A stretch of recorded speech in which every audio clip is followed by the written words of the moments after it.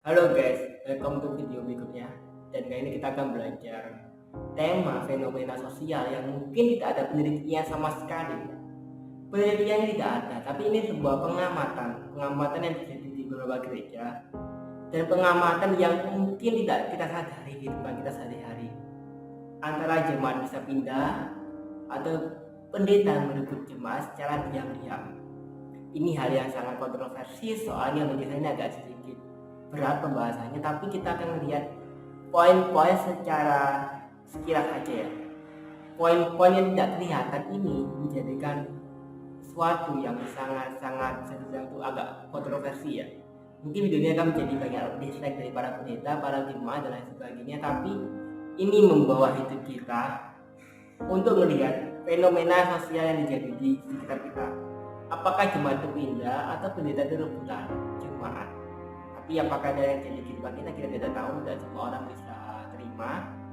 Dan mungkin kita akan bicara secara penyebab dan solusi aja. Penyebabnya seperti apa, solusinya seperti apa? Solusinya untuk beberapa gereja, pendeta, jemaat dan korban dan Kristus supaya kalian bisa coba. Oke, kita akan lanjut ke bagian ini. Apa yang menyebabkan pendeta rebutan, apa jemaat pindah dan lain sebagainya. Oke. Kita akan lanjut ini. Yang pertama, pindah gereja. Jadi ada beberapa fenomena yang sangat sering terjadi dan sering diungkapkan di media YouTube ya. Di YouTube ya, yang terjadi saat ini adalah beberapa jemaat pindah gereja. Ini kata-kata yang sangat halus, tetapi terjadi di kehidupan kita. Ada beberapa penyebab yang bisa terjadi membawa jemaat bisa pindah dari kehidupan orang lain. Yang pertama adalah mereka mungkin saja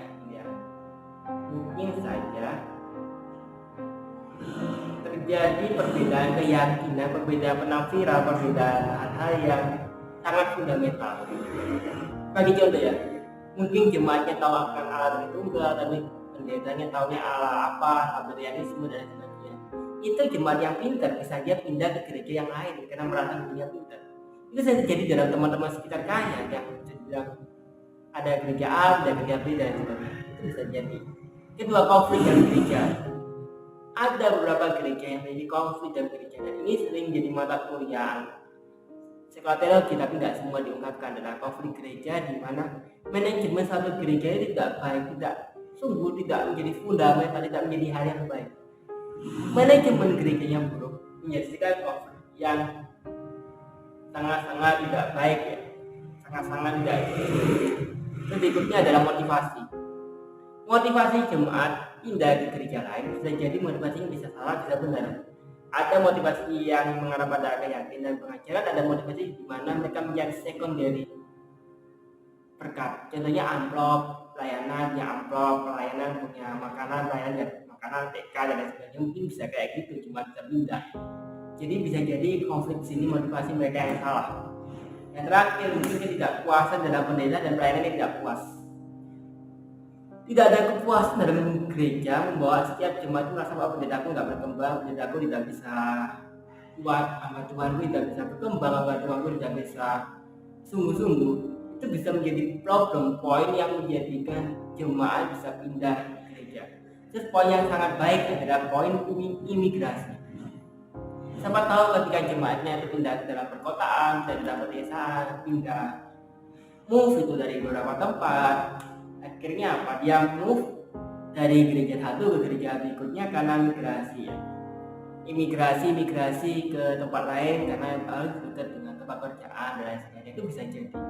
Jadi beberapa konflik ya bisa dibilang itu yang terjadi adalah perbedaan keyakinan, konflik dalam gereja, tidak puas dalam pindah dan jemaat, motivasi yang salah akan pindah dan mungkin adanya imigrasi yang terjadi dalam gereja itu bisa jadi. Ini ketika jemaat bisa pindah. Kedua, ketika ada pendeta yang ingin merebut jemaatnya. Salah satunya yang pertama, yang paling utama adalah ambisi. Mungkin pendeta itu punya ambisi yang sangat besar untuk memperluas kerajaan Allah melalui gerejanya. Akhirnya mereka merekrut beberapa jemaat, merekrut orang-orang untuk mengambil jemaat di gereja lain. gereja oh gereja ini kurang berkembang misalnya dari 5 jemaat.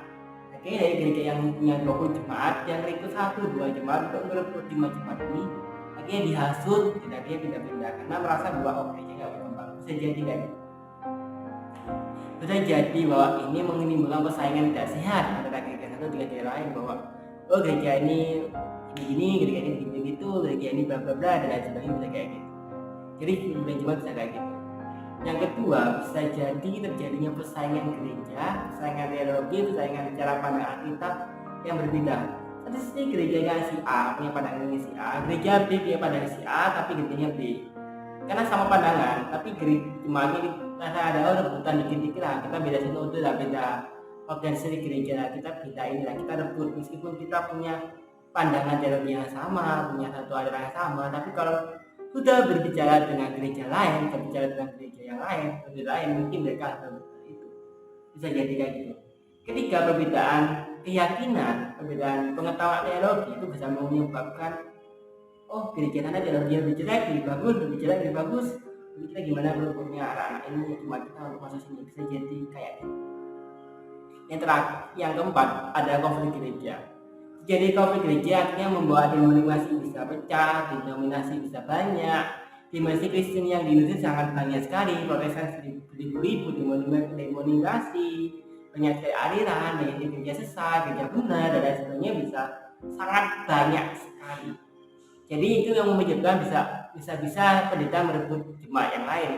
Yang terakhir bisa jadi pendeta memberikan ambisi berupa bingkisan, berupa kado, berupa sembako yang menarik jemaat untuk masuk. Memang itu berkat dari Tuhan, kita tidak bisa memuji itu berkat dari Tuhan. Tapi bisa jadi motivasi dari jemaatnya itu untuk bergereja adalah sembako itu, bisa jadi motivasi gereja. Motivasi mereka bergereja mendapatkan bingkisan itu.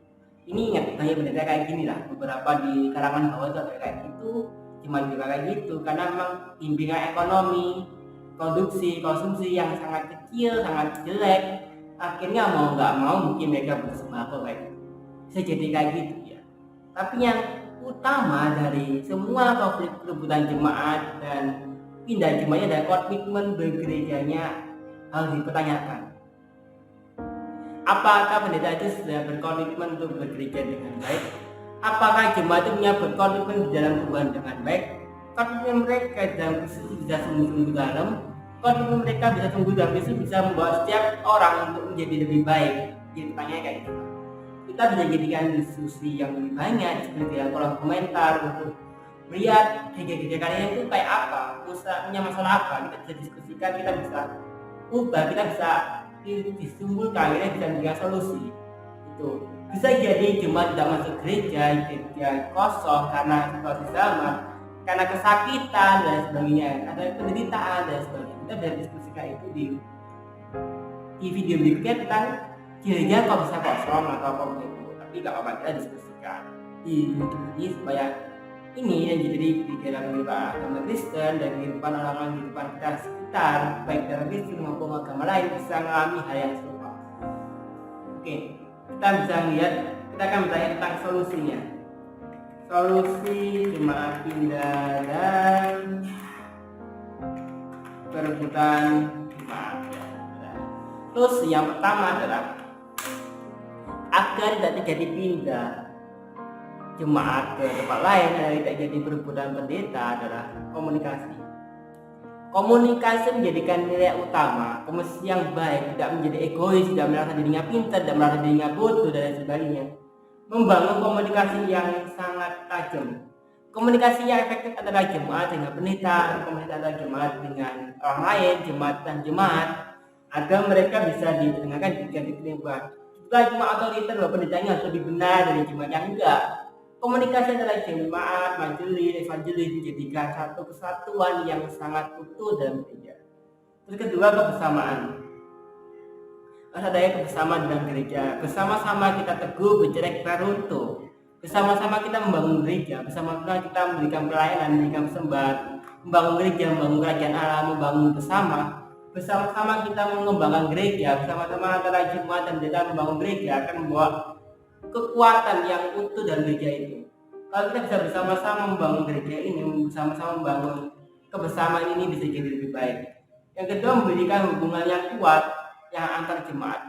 Kalau ada hubungan pribadi personal yang sangat tajam, sangat kuat, sangat dalam, itu dikembangkan sekali lagi agar apa yang kita lakukan dapat bermanfaat bagi jemaat kita. Terakhir adalah memperkuat pengajaran Kristen, teologi yang benar, teologi yang utuh, teologi yang tidak menyesatkan, teologi yang membawa kehidupan yang baik, teologi yang membawa orang-orang ini tidak cuma berkata-kata saja, mereka bisa ngomong, bisa diskusi, bisa apapun itu bisa lebih baik. Meskipun kita di sini adalah orang yang berdosa, orang yang punya dosa, pasti kita akan salah melakukannya, kita pasti salah akan hidup kita pasti salah akan bahwa hidup kita benar-benar salah gitu. Tapi kita punya ngajar yang baik, tindakan yang baik, komunikasi yang baik akan jauh lebih baik. Meskipun kita suatu saat akan melakukan dosa, mungkin yang buat video ini pernah melakukan dosa, yang melakukan dosa berikutnya, tapi dengan ajaran yang baik, ajaran yang utuh, keterbukaan informasi, keterbukaan apapun itu, manajemen yang baik akan membuat orang itu akan sungkan pindah gereja. Itu yang baik. Ngajar yang benar akan membuat pertumbuhan jemaahnya jadi lebih baik dan eksponensial akan menjadi lebih baik. Eksponennya akan jauh lebih tinggi. Gereja akan jadi lebih maju. Yang terakhir adalah menjadi praktek perbudakan jemaat. Kalau ada praktek perbudakan jemaat, kalau dihindari bagi jemaat, pendeta pun itu kalau hindari. Itu terjadi dalam jemaat yang tidak dewasa, tidak punya komitmen di gereja. Hanya mau pindah gereja, pindah lainnya hanya karena hal-hal yang sepele, hal-hal yang tidak penting, bukan ajaran gereja, bukan teologi, melainkan ya sembako dan sebagainya. Itu hal yang tidak baik. Gereja memberikan ajaran yang mendasar, gereja memberikan kebutuhan jemaat yang baik, bukan karena sembako, melainkan ajaran yang sungguh-sungguh membuat jemaat menjadi dewasa, menjadi lebih Yesus. Sehingga dari video ini jadikan refleksi bagi hidup kita, jadikan pertimbangan hidup kita untuk jadi seorang guru, seorang pendeta, seorang apapun itu, kalian pertimbangkan kayak masing-masing supaya apa yang katakan ini menjadikan fenomena sosial ini menjadi berkurang, menjadi lebih baik, menjadi lebih sungguh dan bisa dihindari dengan baik di era saat ini. Sama anak muda yang mungkin mulai keluar gereja, mungkin next kedepannya kita akan belajar bahwa apa yang menyebabkan gereja-gereja kosong, apa yang menyebabkan gereja-gereja bisa kurang anak muda gereja ini. Itu mungkin kita akan sedikit satu hal ya, sedikit penelitian, mungkin sedikit pengamatan aja. Apa yang menyebabkan mereka anak muda bergereja di gereja? Apakah firman Tuhannya, atau musik gerejanya, atau pendetanya, dan lain sebagainya. Kita bisa ungkapkan berikutnya. Oke, sekian. Terima kasih.